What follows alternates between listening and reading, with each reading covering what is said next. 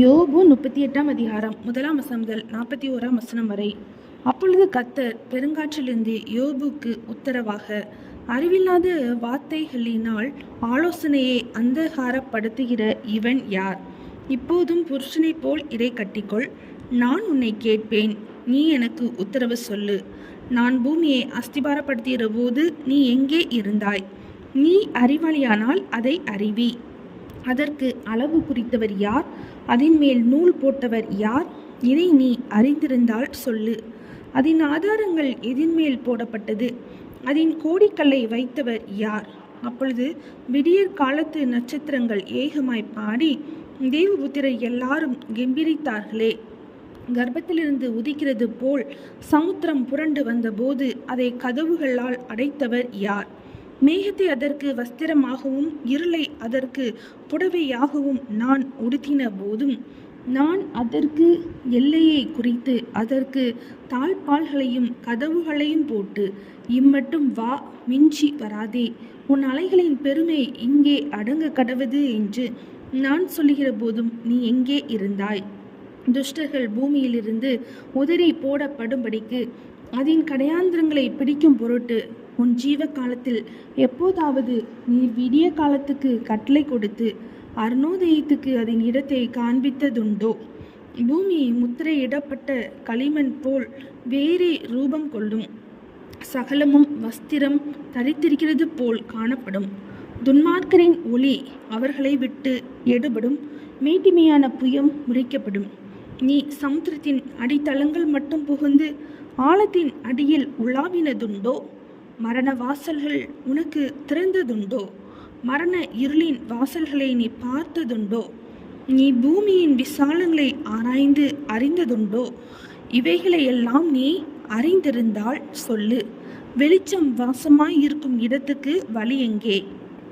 இருள் குடிகொண்டிருக்கும் ஸ்தானம் எங்கே? அதன் எல்லை என்னதென்று உனக்கு தெரியுமோ? அதன் வீட்டுக்கு போகிற பாதையை அறிந்திருக்கிறாயோ? நீ அதை அறியும்படி அப்பொழுது பிறந்திருந்தாயோ? உன் நாட்களின் தொகை அவ்வளவு பெரிதோ? உறைந்த மலையின் பண்ட சாலைகளுக்குள் நீ பிரவேசித்தாயோ? கல் மலையிருக்கிற பண்ட சாலைகளை பார்த்தாயோ? ஆபத்து வருங்காலத்திலும் கலகமும் யுத்தமும் வருங்காலத்திலும் பிரயோகித்துக்கும்படி நான் அவைகளை வைத்திருக்கிறேன். வெளிச்சம் பரவப்படுகிறதற்கும் கீழ்காற்று பூமியின் மேல் வீசுகிறதற்குமான வழி எங்கே?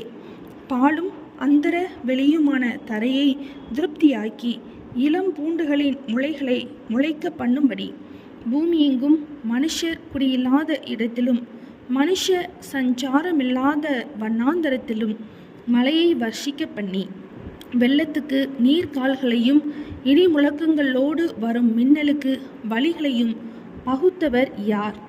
மலைக்கு ஒரு தகப்பனுண்டோ? பனித்துளிகளை ஜனிப்பித்தவர் யார்? உறைந்த தண்ணீர் யாருடைய வயிற்றிலிருந்து புறப்படுகிறது? ஆகாயத்தினுடைய உறைந்த பனியை பெற்றவர் யார்? ஜலம் கல்லுருவம் கொண்டு மறைந்து ஆழத்தின் முகம் கெட்டியாய் உறைந்திருக்கிறதே. அருமீன் நட்சத்திரத்தின் சுகீர்த சம்பந்தத்தை நீ இணைக்க கூடுமோ? அல்லது மிருக சீரிஷத்தின் கட்டுகளை அவிழ்ப்பாயோ? ராசிகளை அதினதின் காலத்திலே வர பண்ணுவாயோ? துருவ சக்கர நட்சத்திரத்தையும் அதை சேர்ந்த நட்சத்திரங்களையும் வழி நடத்துவாயோ? வானத்தின் நியமங்களை நீ அறிவாயோ? அது பூமியை யாழும் ஆளுகையை நீ திட்டம் பண்ணுவாயோ? ஏராளமான தண்ணீர் உன்மேல் சொரிய வேணும் என்று உன் சத்தத்தை மேகங்கள் பரியந்தம் உயர்த்துவாயோ? நீ மின்னல்களை அழைத்தனுப்பி அவைகள் புறப்பட்டு வந்து, இதோ இங்கே இருக்கிறோம் என்று உனக்கு சொல்லும்படி செய்வாயோ? அந்த கரணங்களில் ஞானத்தை வைத்தவர் யார்? உள்ளத்தில் புத்தியை கொடுத்தவர் யார்? ஞானத்தினாலே கொடி மாசிகளை எண்ணுபவர் யார்? தூளானது ஏக பாலமாகவும் மண்கட்டிகள் ஒன்றோடொன்று ஒட்டிக்கொள்ளவும் ஆகாய துருத்திகளிலுள்ள தண்ணீரை பொழிய பண்ணுகிறவர் யார்? நீ சிங்கத்துக்கு இரையை வேட்டையாடி சிங்க குட்டிகள் தாங்கள் தங்கும் இடங்களிலே கிடந்து கெபியிலே பதிவிரிக்கிற போது அவைகளின் ஆசையை திருப்தியாக்குவாயோ? காக்கை குஞ்சுகள் தேவனை நோக்கி கூப்பிட்டு ஆகாரம் இல்லாமல் பறந்து அலைகிற போது அவைகளுக்கு இரையை சவதரித்து கொடுக்கிறவர் யார்?